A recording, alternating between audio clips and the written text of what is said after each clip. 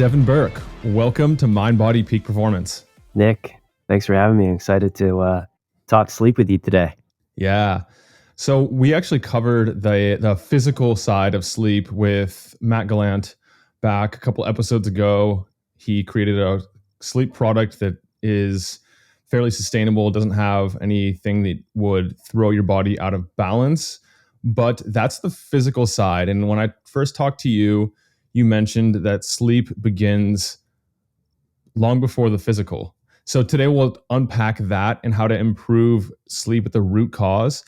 Before we get started, tell me something eye-catching that will foreshadow the episode in terms of the importance of sleep. Yeah, well, thanks for teeing it up for me. So sleep is the foundation that extraordinary health is built on. So from a pure survival standpoint, it goes air, water, next thing is sleep. And most people don't. So literally you would die from sleep deprivation before you die from starvation. So most people don't realize, they think when you think of health and wellness, most people think of two things. They think of what? Movement or exercise, and they think of nutrition. And there's this whole thing that goes right before that called sleep. When we're talking about how important it is for longevity and just really every piece of our life. So hopefully that kicks things off here. I like it. Well, whether it's sleep or something else, tell me so far what you've done for your health, your performance, and your bioharmony today. Oh my gosh. Well, honestly, I'm like an experiment. Definitely, I would consider myself as a biohacker. Um, the biggest things, I've tried so many things, Nick, so many things.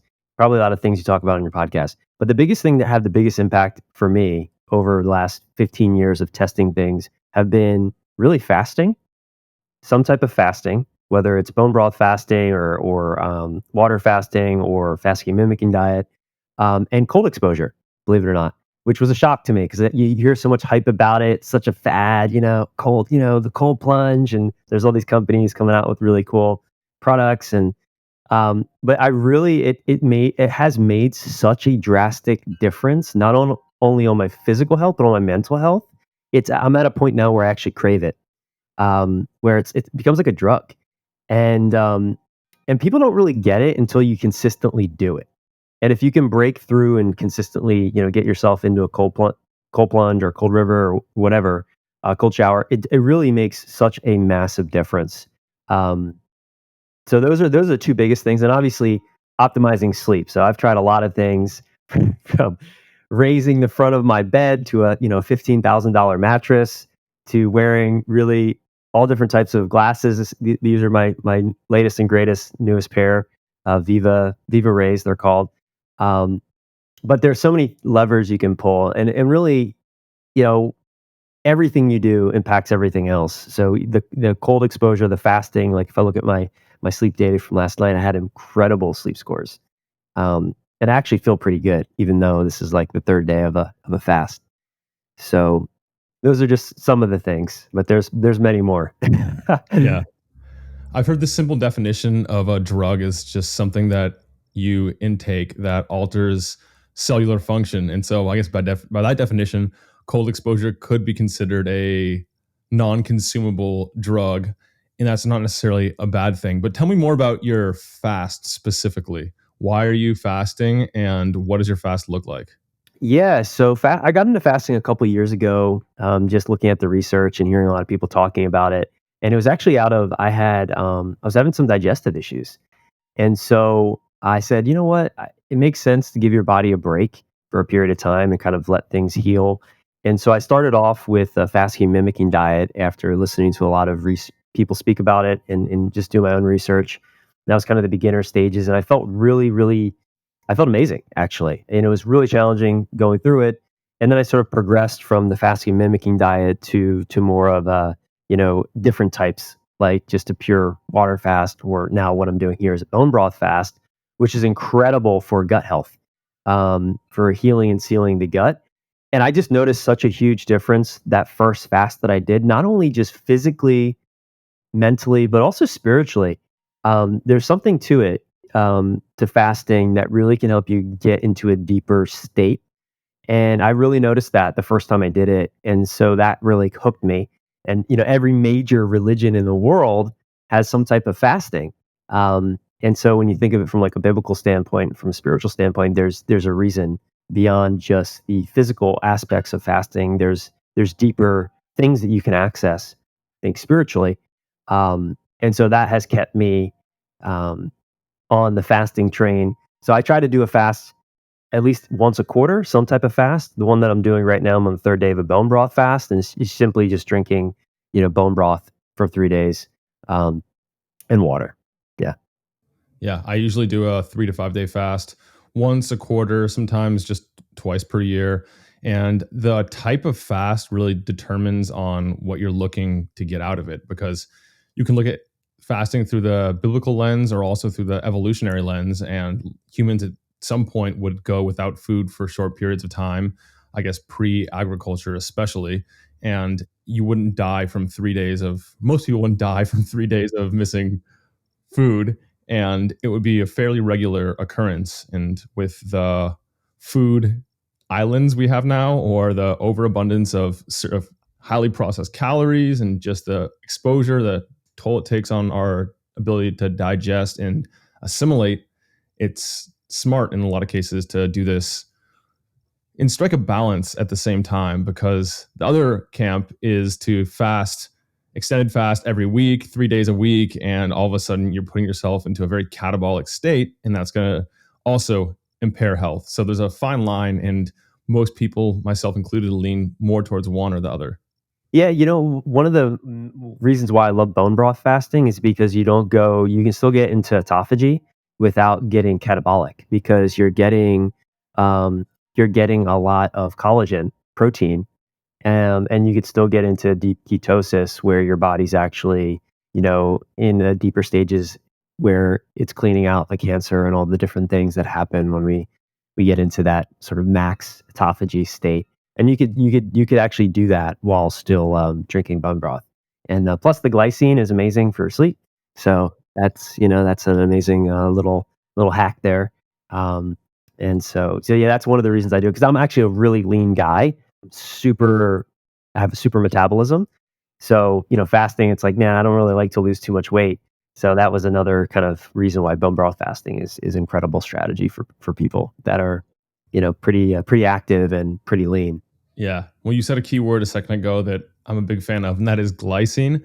I use that most nights in some form for my sleep because I'm a huge fan of the way it works. And I even have seen some research that shows if you're getting less sleep than is ideal, it can help you perform higher, kind of like offset and mitigate some of the downsides of undersleeping if you consume that the night before, or I don't know about the day before, but at least the night before. So tell me about some more about why sleep matters. I know you mentioned some of the basic importance, but have you read Dr. Matt Walker's book or anything along Yeah. those lines that have convinced you otherwise? Oh my gosh. I mean, yeah, I mean, really anyone that wants to understand how important sleep is, just pick up Dr. Matt Walker's book, Why We Sleep. I mean, in short summary, there's not an area of your life that isn't negatively impacted as a result of not getting enough sleep, or positively impacted as a result of getting enough. And he outlines, some really interesting studies. Like, one of the ones that I love to share is about the men's testicles actually being smaller as a result of being sleep deprived. That always gets people's attention. But there's so many studies that links, sleep deprivation to literally every major disease, whether it's cardiovascular disease, diabetes, whether it's Alzheimer's, dementia. Literally, sleep is the foundation. Of restoring our immune system. I mean, that's when our immune system is most active and repairing and clearing out the cancerous cells. And from a mental standpoint, that's when we're working out the emotional traumas of the day. That's when we're, short-term memories getting shuttled to long-term storage. Like, even though it seems like nothing's happening during the night, so much is actually happening. That's huge misconception that I actually once had. Like, I didn't realize how important sleep was. I thought it was a waste of time. I took it for granted. But then when you really start to understand, wow, even though it seems like your body is asleep, it's actually wide awake, and it's doing so much that really helps us be able to show up with energy, with focus, with clarity, with emotional stability during the day. Yeah, there are so many different things. A couple that stand out to me is that the hormones associated with fat loss and weight loss in generally tend to be less favorable after a night of sleep deprivation, or I think it's 5 nights often in the research. But if you do lose weight, it's more likely to be lean muscle than it is to be body fat. And I think I've also seen lower testosterone levels and a lot of lower levels of the hormones of vitality and more of the catabolic hormones, the stress hormones, which in small doses occasionally can help you perform at your peak, but long-term chronic exposure to them basically just degrades the body. Exactly. Yeah, Ghrelin and leptin are those hunger and full Mhm. signaling hormones that get affected, that lead people to be, even after one night of sleep, yeah, I think everyone listening to this has experienced at least one night of poor sleep. The next day, you crave sugar and fat like crazy. You want to eat more, and that's because of that Ghrelin leptin signaling gets thrown off, and then cortisol stays high throughout the rest of the day. And then it's kind of interesting what happens because sleep and stress are bidirectionally linked, meaning even one night of poor sleep, you're going to experience more physical and mental stress. And then unfortunately, that usually leads to poor sleep. And it can become this vicious cycle, which really people get stuck in. That's really can be challenging to get out of. Emotional dysregulation too. Absolutely. I mean, think about the last time. I always like to ask people, like, what's the last time you had a fight with somebody you loved? Oftentimes, if you really thought about it, you probably could link it to two things: either being sleep deprived or just being like low energy, or maybe just hungry. Which all of these things are interconnected, but it's a big one for emotional stability for sure. Yeah. All right, Devin, $1 billion question. What are the roadblocks to preventing us from consistently achieving perfect sleep every night? Yeah, well, there's a lot of them, unfortunately. But we'll talk about the biggest one first, and that is it is stress. It's mental, emotional stress. This is the number one reason that people experience challenges either falling or staying asleep. And it's really important for people to understand that stress comes in a lot of forms, in a lot of ways. And sometimes when people think about stress management, or I call it stress mastery, they think of like, oh, meditating or, you know, I don't know what, maybe exercising. But really, I found what's super important for people is understanding their thoughts and beliefs about something. So for instance, if you're having issues with your sleep, you're having certain thoughts and you have certain beliefs connected to those issues, and those are actually very often the issues. Sleep is just the result. Sleep is a result. It's never the problem. And it's oftentimes our relationship to sleep, how we're thinking about it, and our behaviors connected to it that then create an ongoing issue. So, so really identifying, well, what's like what we do at Sleep Science Academies, we help people understand, well, what is it in how you're thinking that's actually keeping the hyperarousal loop going? That's then releasing cortisol or adrenaline, which has your mind racing, your heart racing, your stomach tightening up, um, and really unpacking. Well, how do you deal with the thoughts? How do you change the beliefs that then lead to changing the behaviors that then lead to better sleep? So beliefs are the most upstream place to start before we work on all the other components, including some of the physical things that we would do, the supplements, the protocols, the routines, the fancy stuff. So if you don't necessarily, it seems like that would be the most relevant and applicable to someone who struggles with insomnia. I, on the other hand, don't have a problem sleeping once I'm laying in bed with my eyes closed. But for me, it's the habit of actually getting myself to go to sleep. I have a lot of resistance to actually stopping whatever I'm doing and then making my way to bed and laying there for a bunch of hours. Yeah, I mean, so for sure, there's this thing called sleep procrastination, and people, again, it's one of the reasons why I think it's so important for people to understand how important sleep is, because that can be, once you understand how important it is, then you're like, okay, I'm going to shut off the Netflix, I'm going to turn off the work, I'm going to actually prioritize and protect it. But until you're really very connected and clear on how important sleep actually is, then it's so easy to just continue to work on projects, continue to binge watch that amazing Netflix show like Ted Lasso. It's so easy to just kind of neglect it and not get it on a consistent schedule. So that's why it's essential for people to really I always am a little bit careful about sharing all the negative effects that come along with sleep deprivation because I'm mindful that so many people don't sleep. And then it's like now they're starting to, oh my gosh, I'm, reminding them of all the things that they're not getting or what's happening in their body. And that can create so sleep quality, that's amazing. Sleep hygiene is amazing for sleep quality. Okay. It's not amazing for people that have insomnia. And so for people that are already really good sleepers that want to become better sleepers, sleep hygiene is definitely something to explore and talk about. But for people that have truly issues either falling or staying asleep, and there's so many people that are listening to this that fall into that category, sleep hygiene isn't the answer. It's not going to solve that. It's really you have to uncover how you're relating to sleep. And then also you can play with the physical aspect of increasing sleep pressure or adenosine. And that can be an amazing strategy too for people that have insomnia. Yeah. Well, let's talk about some of the beliefs and how you go about identifying which beliefs are holding back your sleep from what it could be. Yeah. So I mean, we have a list of like 100 common beliefs and thoughts that people usually have. It's actually a work. We have our clients go through a training specifically on this to write out what are the thoughts and the beliefs you have about sleep that are keeping you up, that might be keeping you up. And oftentimes we hear things like, um, "I feel like I'm broken, like my physical sleep switch is broken, or something physically is wrong with me that's not enabling me to get to sleep." Or it's genetic. And that's a really dangerous one because it puts you in a state of helplessness. And it's not true. You inherit maybe, your parents passed down a chronotype, but besides that, they're really passing down a set of thoughts and beliefs and behaviors. That's what's, genetic or passed on. But your ability to sleep or not sleep is not genetic. Um, that's a huge, huge belief that we have to really help people overcome. People have beliefs and thoughts like tomorrow is going to be a terrible day if I don't get fill in the blank amount of sleep. There's a lot of if thens.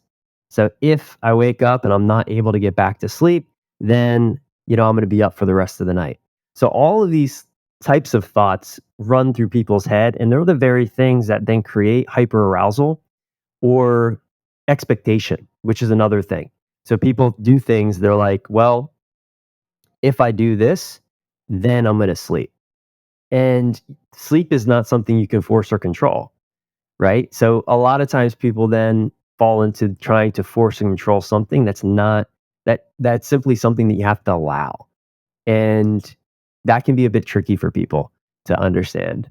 Yeah, I know that I do that sometimes where I will do something that is stimulating that I don't recognize, whether it's taking on a new task or it's answering an email later than I should, or it's even using a new supplement that's supposed to relax me. And it turns out it makes my mind race and I can't fall asleep as easily. And then I go into the whole negative loop of thinking about how it's going to impact my performance the next day, how I'm not going to feel like I'm on top of my game. And then I get that like anxiety wash over me that's like, okay, if I every second I'm not sleeping is a second that I'm losing out and it's going to make tomorrow that much worse. So in that case, after I identify that belief happening in that moment when this is actually happening, what do I do from there? Yeah. So first and foremost, get out of bed or don't get into bed because you don't want to link your bed and bedroom with hyperarousal or arousal at all.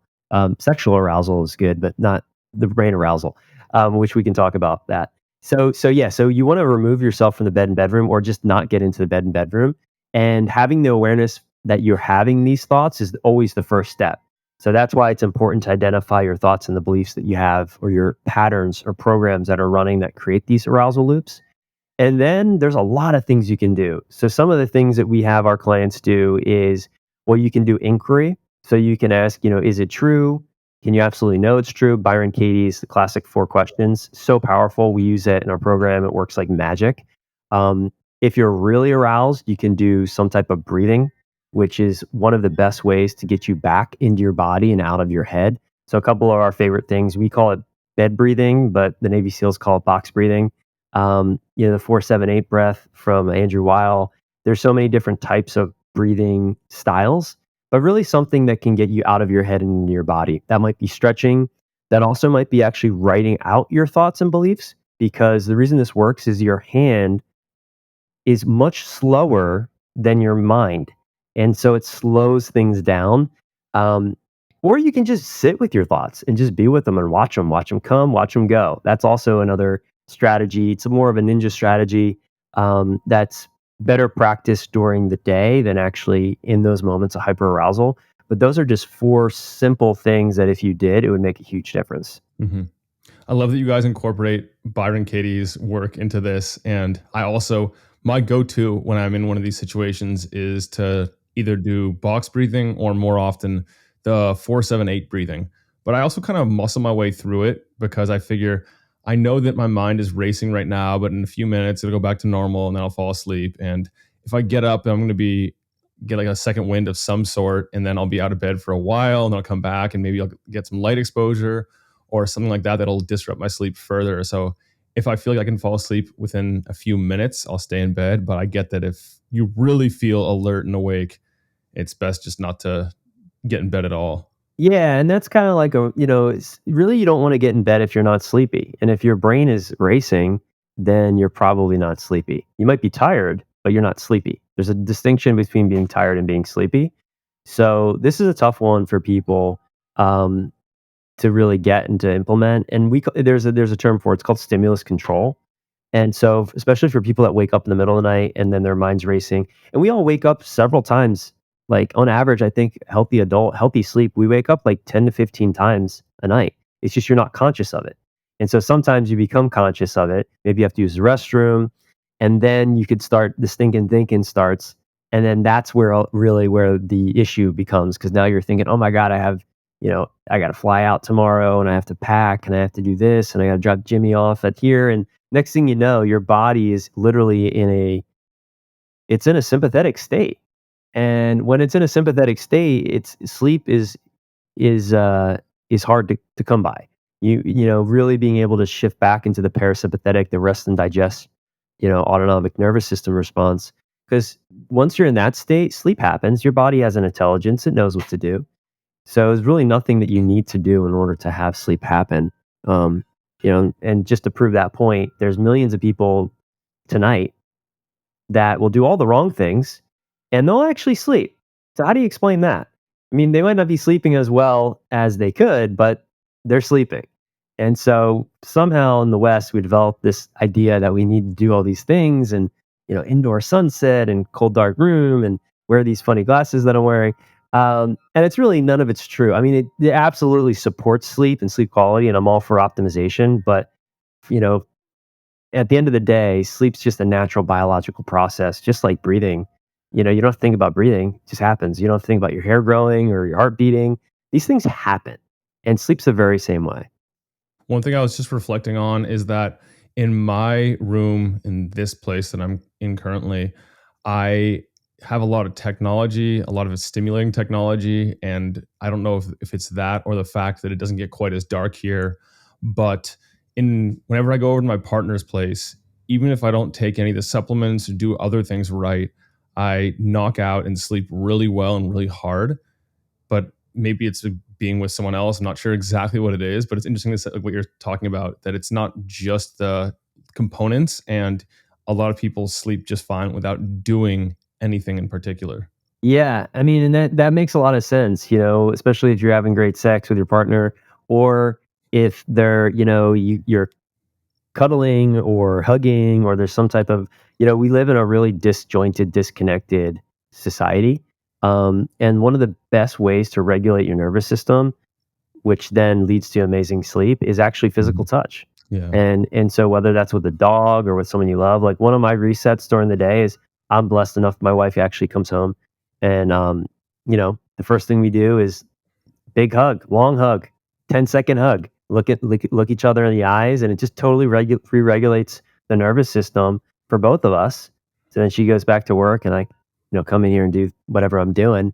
And since I work, my office is in my home, so it really is amazing what physical touch or intimacy can do for our nervous system. And I think a lot of people just totally disregard that very important aspect of physical touch, intimacy, and also having a community.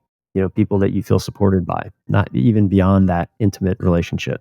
Yeah, I'm a big hugger, and so I had to write a research and then write a post on what I called therapeutic touch, and it's basically touch therapy or getting exposure to people, touching them, whether it's a hug or it's holding hands or being with your partner, or even platonic. It doesn't really matter.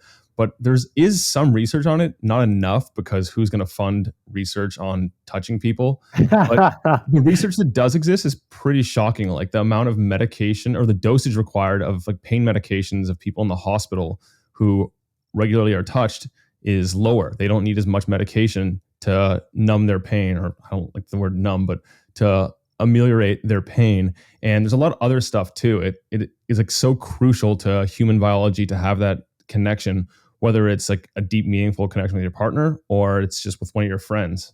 Yeah, it's a point that I think hopefully everyone's really getting reminded of. Like even babies, like there's a syndrome, like if babies don't get touched, they actually die. And or Wow. they yeah, it's like a real I don't know exactly what it's called. I'm not a baby specialist by any means, but there's like babies need to be touched.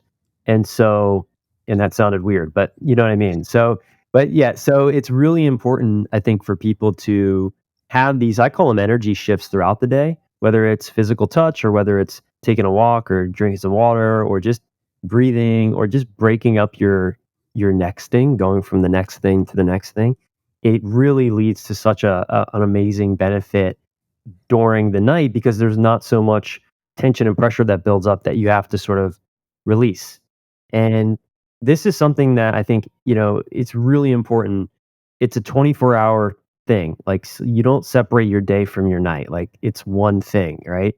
And often I think people try to do that. They're like, well, I'm just going to focus on my night, what I do. And it's like, no, you need to focus on everything because everything's connected. Yep. Everything in health is connected. Everything in biology is connected.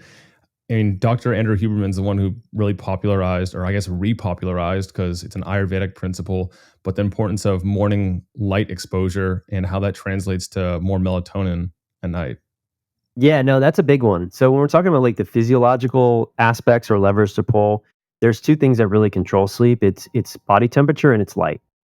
And so making sure that you're getting enough light, the right types of light at the right time really helps the hormone system just stay in sync, specifically the melatonin system, which is the sleep hormone. And that's why, it is a real thing. Blue light, having too much blue light or not getting enough natural light at certain times during the day absolutely will affect your sleep quality. Now, is it going to solve your sleep challenge? Probably not, but it will affect the quality and the amount of sleep you get when you just get more connected back to the Earth's natural rhythms. And it sounds sort of hippie-ish, but it's science. I mean, the Earth actually has a magnetic field that we're disconnected from. That's why walking on a beach or in a forest or just in a park barefoot feels so good is because you're you're optimizing the electrical system of your entire body with the biorhythm of the earth. And we all wear shoes most of the time or we live in concrete jungles. So we're totally disconnected from our natural state, which makes perfect sense why so many people actually are struggling with their sleep. Well, Devin, in a previous conversation when I first met you, we were talking about the order of operations here. And the simplified version was to start with the psychology of sleep, then to go on to the physiology, and then finally, after that, to the environment. Let's talk more about the psychology because that seems like it's the best place for most people to start. Yeah. So this kind of goes back to what we were just talking about is really understanding, well, first and foremost, what are your stress triggers? Where is what I call it like your emotional set point throughout the day? So most people, most of the time, are either future oriented or they're past oriented. So if you're past oriented, you're probably you experience bouts of depression or sadness. If you're future oriented, you experience bouts of what we call anxiety. And sometimes we can be past or future, but what I've noticed for most people, they're dominant in one of these sort of areas. And we totally, when we're in the past or when we're in the future, we're in essentially a state of stress. And it's not always negative. Sometimes it can be positive, like we're in a future planning state and we're excited about something. Um, but really understanding your emotional set points and sort of where you spend most of the time in your head, is it in the future or is it in the past, is a really important thing for people to sort of identify what type of sort of pattern are they in. Then identifying, well, how do you respond to stress? And for most of us, in my book, I talk about this. There's a framework that I came up with. It's called the stress triangle. We either lash out in anger and frustration, which leads to, unfortunately, a loss of relationships. We numb out with food, alcohol, and drugs, which unfortunately leads to a loss of health, or we zone out with social media, with work, or with other things like, movies and things like that, which leads to a loss of time. So most of us, most of the time, are operating in the stress triangle in some shape or form because that's how we learned how to deal with life's challenges from our parents and from society. So once you identify, am I more of a past oriented person or more of a future oriented person, then the next step is to identify, well, what's your stress blueprint? So where do you spend most of your time in the stress triangle? And then how do you actually deal with stress? So, how are you thinking about the things in your life that are creating stress? And this is where we really get into the psychology of sleep, is understanding, well, how do you think about yourself as a sleeper? How do you think about what will happen if you don't sleep? You know, are you overthinking about sleep? Like, are you even thinking about sleep at all? Because really, the best sleepers, if you ask somebody on the street who's an amazing sleeper, what do you do to sleep? What do they say, Nick? Nothing. They just go to Nothing. sleep. I don't know. I just go to my bed and I fall asleep. But then you ask somebody that's struggling with their sleep, hey, what do you do to sleep? They're going to give you this whole list. Well, I take my melatonin and I do my exercise and I make sure I put my blue light blocking glasses on. And it's like a long list, and they're overthinking it. Again, not to say that any of those things are bad or wrong. Like, I'm wearing blue light blocking glasses right now, because I'm behind my computer for most of the day. So really understanding your stress blueprint and how you're relating to stress, and then what your thoughts and beliefs are around being asleep. That's sort of the core element of the psychology of sleep. And there's so much more to that than I'm just giving sort of like a little teaser here on some of the 30,000 foot view of that. But that's where we start, and that's honestly where most people need to start, and most people start in the environment, and they start with cool, dark, quiet room, new bed. It's all the things that we can touch and see, and so it's easy. And unfortunately, that's really the last sort of phase, if you will, when you're working with people that have real challenge sleeping. Yeah. If you know a lot about sleep, though, at the same time, if your room is bright and then you don't have the psychology dialed either, then you're like, oh my, I can't sleep. I'm stressed. The extra lights coming in, that's only making things worse. Exactly. And that's again part of this whole environment thing. Like, I only can sleep if I have a completely dark and quiet room. That's actually not true. That's a belief that a thought or a belief that you're having that isn't true, because I'm sure there was a time in your life where you were able to sleep in a room that had some light in it, or maybe it was a little bit noisy. But now that you're so smart around sleep, it's like all of a sudden, oh no, I need to have this room and this, and all these things, all these conditions, that actually create a lot of expectation, which then creates the hyperarousal loop from happening. And then you're up. Devin, I was just thinking about my own experience around how I classify myself as a sleeper, what my beliefs are about my ability to sleep. And at first, I thought it sounded silly, like I don't have any real sleep beliefs. And then I dug into that a little bit, and I realized that I actually had a lot of sleep beliefs, including that sleep is my Achilles heel, which I always say. And I realized that the language I'm using around sleep, about it being my Achilles heel, even though I have everything else dialed, that could be what's holding me back still. And it likely is, because I talk about that all the time. I write about that all the time. I'm just reinforcing that belief. And even though I don't consciously think about it when I go into sleep every night, I'm telling my subconscious this throughout the day. So when I actually do go to lay down and sleep, then I'm not going to sleep as well. And perhaps I'm also self sabotaging. And the reason that I'm procrastinating my sleep is because it's not intentional. But if I do go to bed at a reasonable hour and my sleep quality is high, I will be getting a lot of sleep. And that'll go against the conditioning that I'm giving myself all the time. That's what we would call at Sleep Science Academy a breakthrough. Yeah.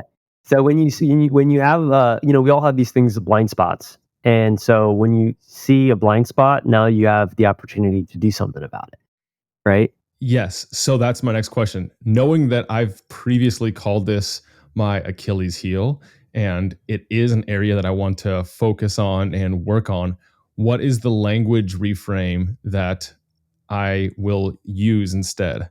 Yeah, so this is a great question. So we do a couple things when we talk about language. So, well, yeah, the complete opposite of that is sleep is what would be the complete opposite? Let's start there. Of my sleep's my Achilles heel. What language would be the complete opposite of that? Sleep is my superpower. Yeah. So maybe that doesn't feel real or authentic to you now. Like you say, and you kind of feel like, it's like positive self-talk, doesn't feel authentic. You could say, you could put a modifier in there, like I'm working on making sleep my superpower, or I'm working towards making my sleep my superpower. So Sleep is becoming my superpower. there you go. That's a big upgrade. I'm choosing to upgrade my sleep so that it becomes a superpower.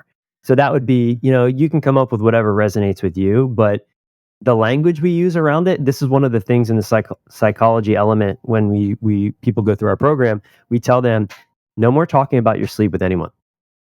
Don't talk about your sleep, because every time you talk about your sleep, you're reinforcing, because these people really have sleep issues, like bad. I'm talking like on all kinds of sleep medications, 30 years, no sleep, tried it all. So we pull the plug on that. We say, if somebody asks you about your sleep, you just tell them you're sleeping great. Um, and so that's really, really important, because like you realize there, every time you write about it or you say it, you're reinforcing that story. You're finding evidence to support that as true. And you want to start to find evidence that sleep is your superpower. And so that's what we help people do. That's another really important thing, is finding evidence for why you're not broken. And sometimes if you don't have evidence yet, you can, for yourself, you can go into your past, like was there ever a night where you slept well without the need of medication or supplements or whatever? And people will be like, yeah, there was this one time on vacation, blah, blah, blah. Or you can borrow evidence from other people.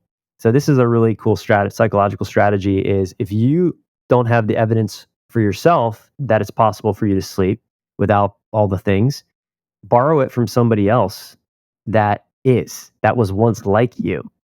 And so, at any point in time, we have like, I don't know, 50 to 60 people going through our program.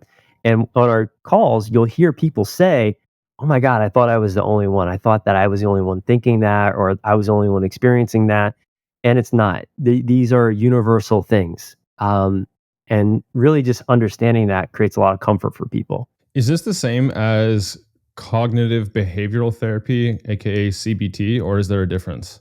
Yeah, that's a great question. So we use definitely I'm not a clinical psychologist, nor do I pretend to be, but I do use what I find is valuable, the techniques and strategies from CBTI, but I incorporate a lot of other I pull from a lot of other places as well, like ACT, acceptance and commitment therapy techniques, or neurolinguistic, which is, NLP. Mindfulness is another big strategy that we implement in helping people embody mindfulness, not as a practice, but actually as a way of being.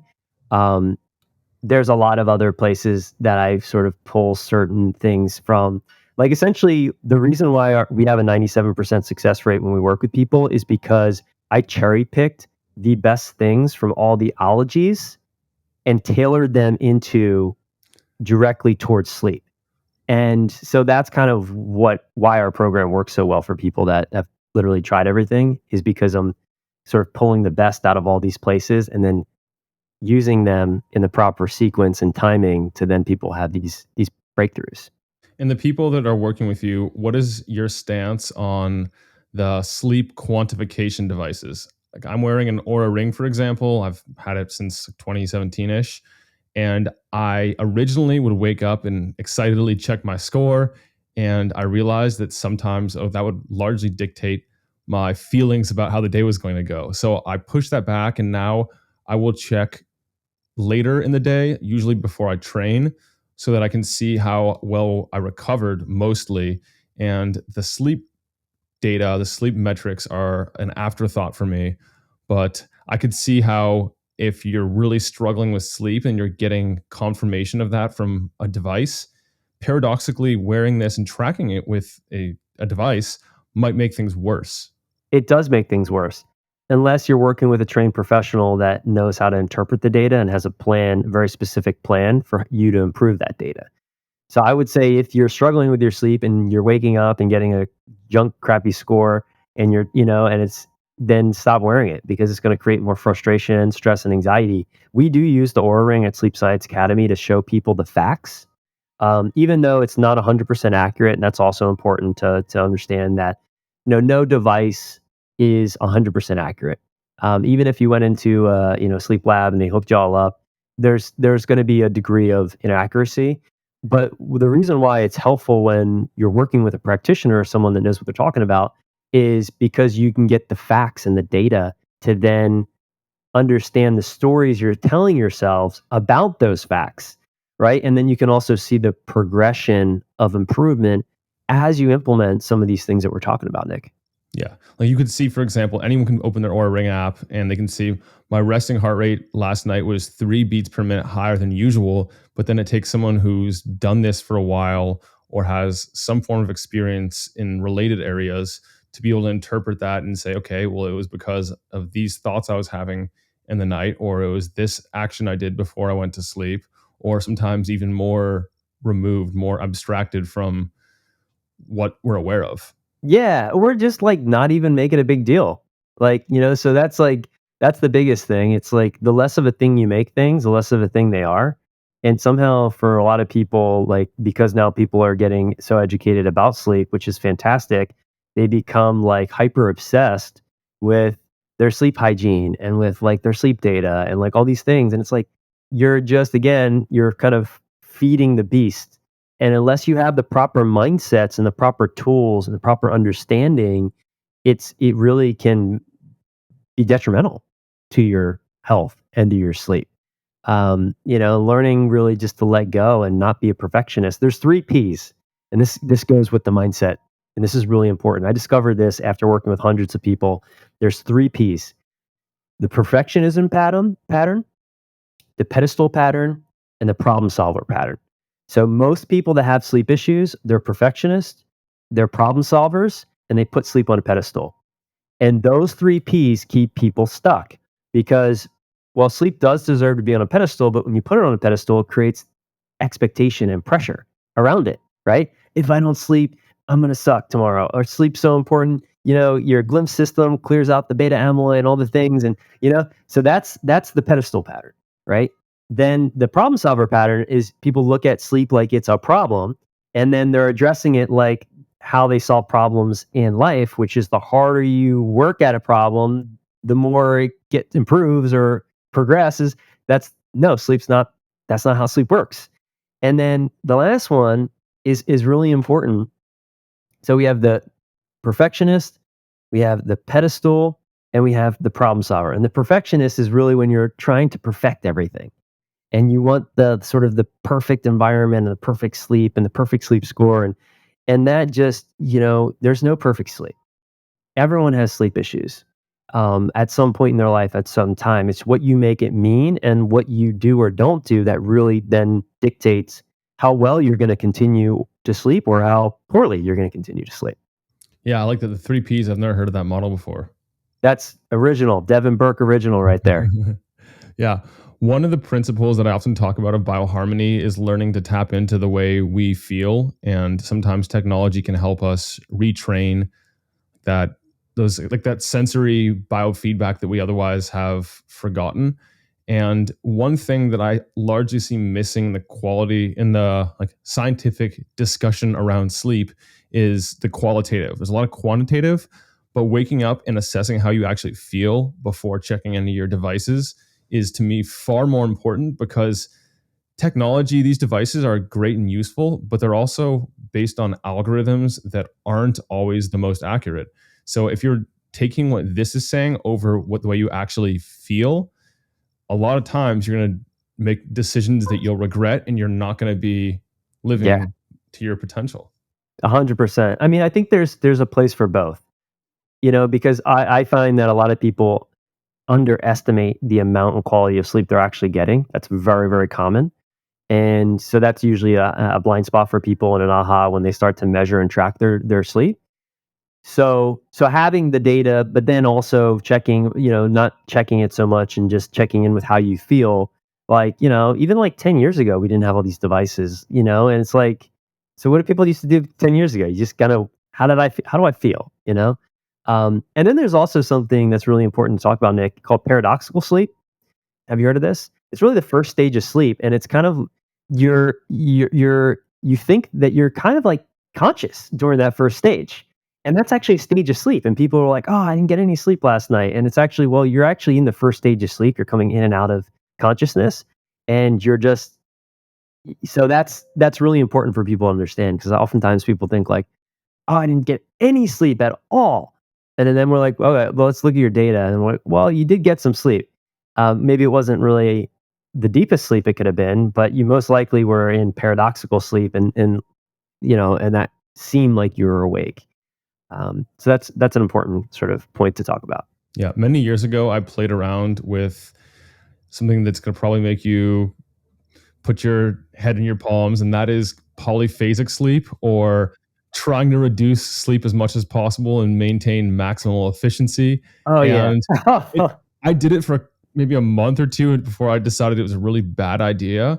And the more I thought about it, I realized that just because we don't understand a lot of the benefits and functions of light sleep, the non-REM, non-deep sleep, that doesn't mean it doesn't have really important functions, because if it was useless, we would probably have selected, or genetics would have selected against it to only have deep and REM sleep. So that probably has a really important function that we don't fully understand, but perhaps in 10 years, all that junk sleep, kind of like the junk DNA we have in our body, will turn out to have a really important role.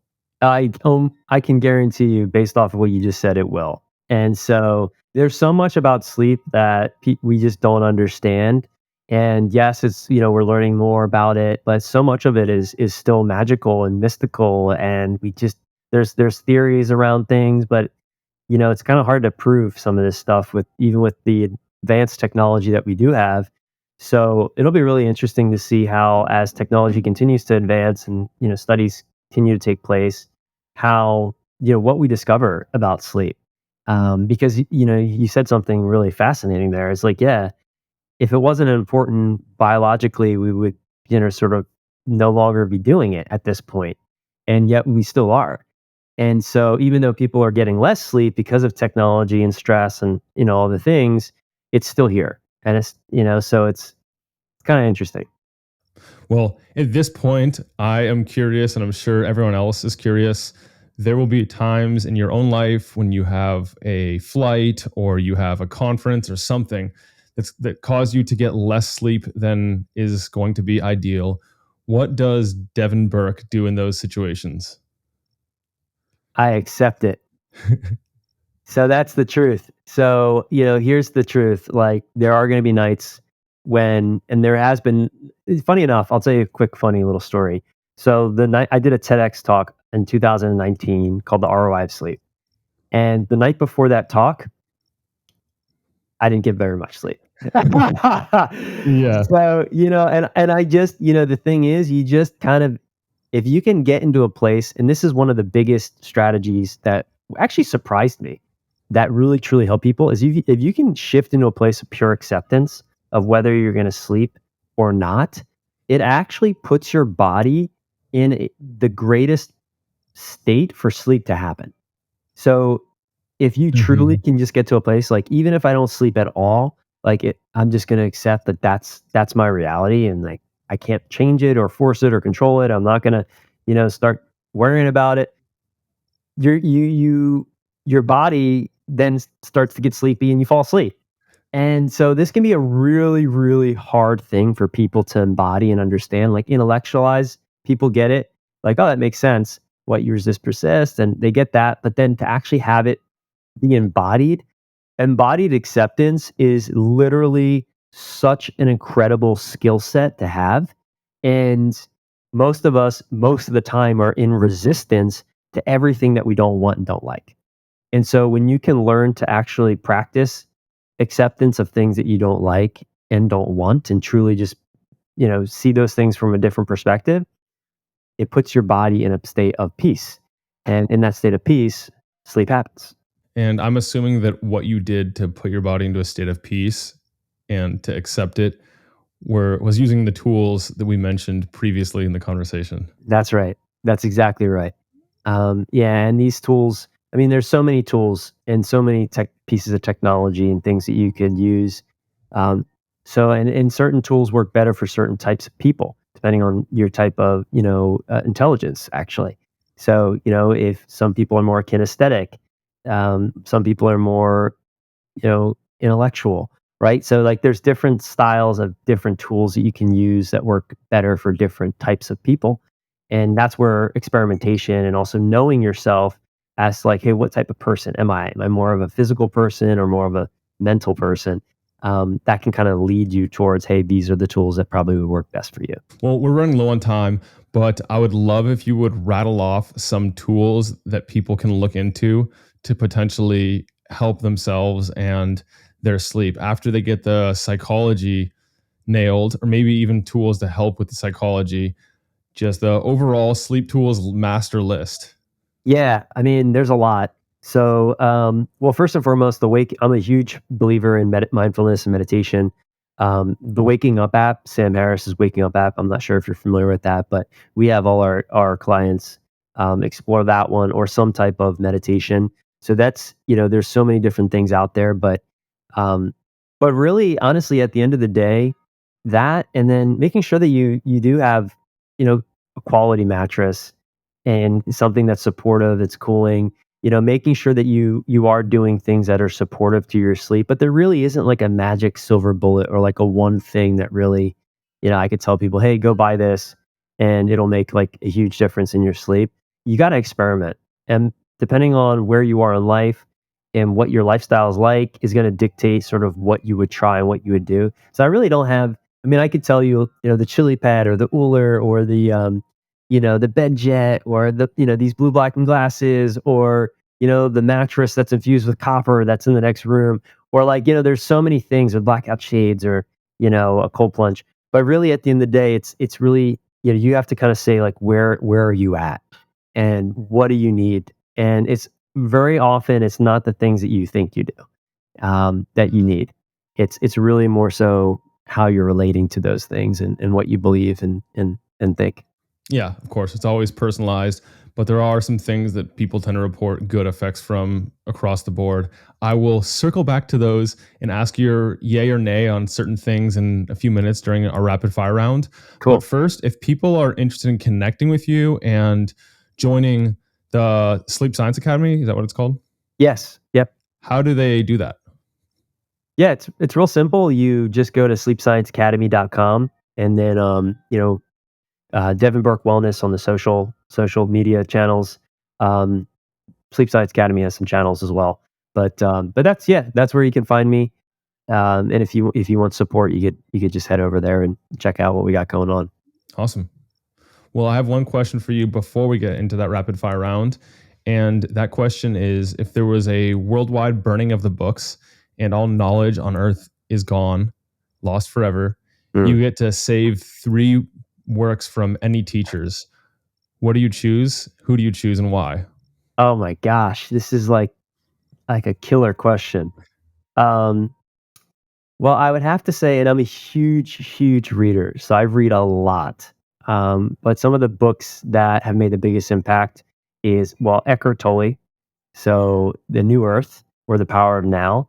I think those, literally just have the answers to so many of our suffering problems. So I would say for sure A New Earth or The Power Now, or maybe just both of them. That'd be one and two. And then I love God. It's so hard because it's kind of like asking me what my favorite movie is. There's so many. Um, but some of my favorite authors, Adi Shanti is another one, and these are spiritual texts. But he has some incredible books that any of his books really I'd want to keep because again, if it was the end of the world and there was burning books, I'd want to be able to get myself to a place of acceptance and peace, and that's exactly what those guys write about. Yeah. And that would also improve your sleep. But since all knowledge is gone, you get one more teacher. Who do you choose? Ah, Jesus. Yeah. Yeah. I mean, the Bible, I mean, here, the Bible's been around for a long time, and I'm not a religious person. I would say I'm a spiritual person. But the Bible just has so much knowledge in it. And when you really understand how to read it and actually interpret the Bible, um, there's, and who knows if Jesus even wrote the Bible, right? It was about Jesus. He didn't really write it, his disciples did. But there's just so much to be taken from that book, and so there's a lot of power in that. Just just learning how to interpret and read it, I think, is the challenge for most people. Yeah. It's not necessarily meant to be consumed at face level. I don't think so. Some people believe that, but I think that, yeah. But yeah, those spiritual texts, the Bhagavad Gita is another amazing book. But I would say the Bible. Yeah, that's it's been around for a long time, and there's a reason why. Mm-hmm. All right. We'll go on to the rapid fire round now. So you can just answer yes or no to each of these bunch of different sleep technologies, products, you name it. All right. We'll start off with raising the head of the bed to promote lymphatic drainage. I tried it. I did see some initial success with it, but I don't have the bed risers on now, so I'm gonna go with the no on that one. Mouth taping. I'm gonna go with yes if you're a mouth breather. Hmm. I've never used them, but nasal strips. Yes, especially if and the reason for that is you want to breathe through your nose throughout the night, creates more nitrous oxide, and most people, if you can open up the airways of your nasal passages and help that process happen, that's a good thing.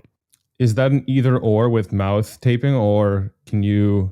I would say, I mean, here's the thing, like, I've experimented with breathe right strips and other things that you put up your nose, like these things called mute. Um, and it does help, but, for me, it's kind of annoying to rip that thing off every single night, so I just use it if I ever have, like, a congestion or something like that. But it does make a difference. So it's none of these things I would say are essential all the time. Yeah. White/brown/pink noise. If you live in a noisy environment, then yes, for sure. How about a grounding or earthing pad? The Earth's better. Is there is there a difference? Oh, I, I get what you're saying. You're saying yeah, yeah. I'd rather just go outside and put my feet on the Earth. while I sleeping though. Yeah, while sleeping. Also tried it. Didn't make that big of a difference for me. Mm. Temperature regulation device such as the 8 Sleep or the Uller or Doc Pro or any of those. Can be helpful if you're a hot sleeper. I'm not, so I don't have one. And yeah, but I definitely keep the temperature around like 68 degrees when I sleep. So, and have a temperature regulating mattress that doesn't hold heat, like some mattresses, which I won't name names because I don't want death threats. But certain mattresses hold heat, and some of those mattresses are the more popular ones. So, yeah, that's my spiel on that. Uh, how do you sleep? Bed, back or side or front? Side with a pillow between my legs. There you go. And I have a mattress that's designed for side sleepers. Ah, that's an important caveat. All right. And then are there any molecules you like for sleep in addition to glycine? Love it.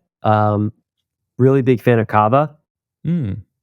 There's actually, I just released on my YouTube channel, I interviewed Cameron George. He's the founder of Kavaplex. Love his product. Love kava for many reasons. Um, yeah, I think if you can get high quality kava, it's awesome for just relaxation and stress management and sleep. Another big one I love is L-theanine, especially when you're consuming caffeine. I think that really helps big time.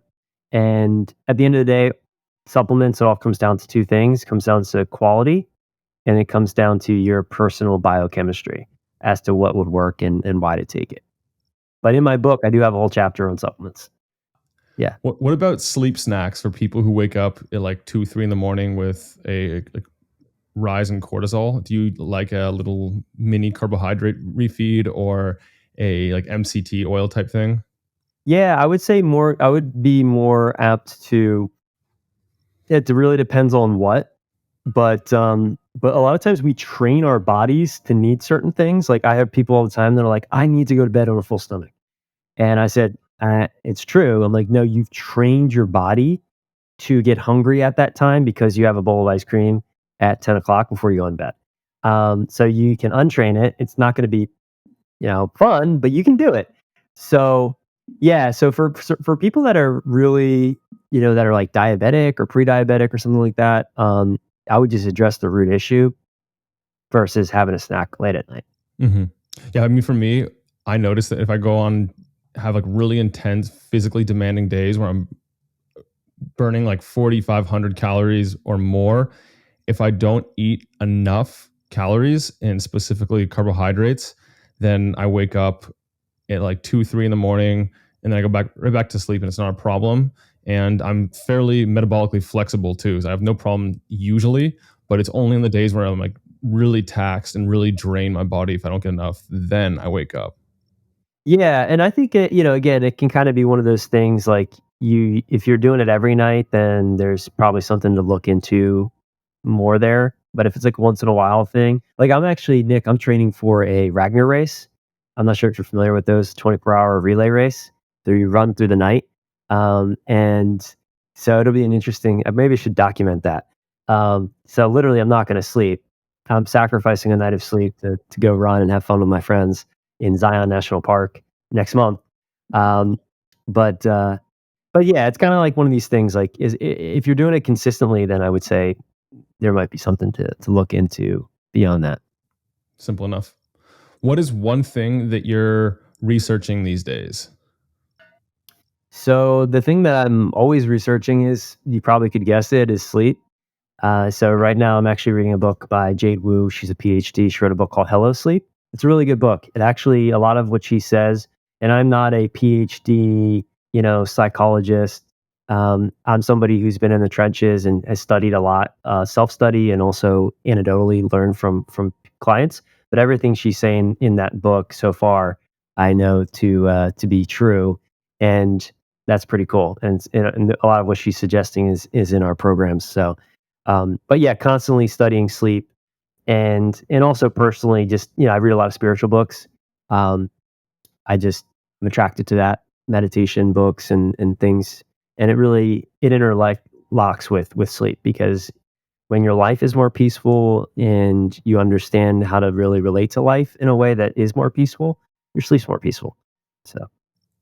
Give us a sneak peek into something sleep related that you think is either going to become more popular or is going to fall out of popularity based on your research recently.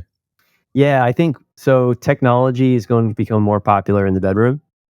And so you can already see that with companies like Sleep 8, or Cooler, or the BedJet, or there's a company called Brighty Bed, which is like a luxury high end bed. That's actually tried. It's really cool. It's kind of like a Sleep 8 bed, but like luxury version, where each spring has its own technology. But yeah, more technology is going to invade the bedroom, for better or worse. That's definitely going to continue to happen. And especially as like smart houses, and there's going to be so much tech that gets introduced into our living environments. Um, and for better or worse, I'm not sure. Let's have another conversation in a couple of years, and then we'll see. I don't know. What is one thing that the Sleep Science Academy does not know about you? That I used to be a professional dancer and not stripper.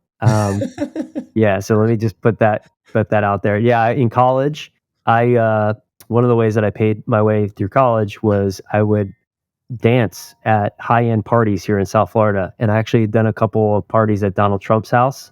Got to meet him. Whether you're a fan or not, I'm not really a fan. I'll just put that out there, but he's but yeah, so I definitely did some interesting high-end parties, dancing, and Mm, that was a fun time in college, and that's something that people don't know about me or my clients. Yeah, yeah. well, Devin, how would you like to land this plane? Are there any takeaways you'd like listeners to leave here with? Yeah, I would say if you're having issues with your sleep, then really think about what the root cause of those issues might be rather than using band-aids, because it's really easy to put a band-aid on. It's not so easy all the time to address the root cause, but it's actually a lot easier than you think. And so hopefully from this conversation with you, Nick, people have more of an idea of what that root cause might be at this point. Beautiful. Well, I always enjoy exploring the frontiers that have to do with preventative medicine and digging back and trying to trace things down and to find all the different myriad root causes. So, this has been an interesting approach to sleep optimization, and it seems like a good place to start.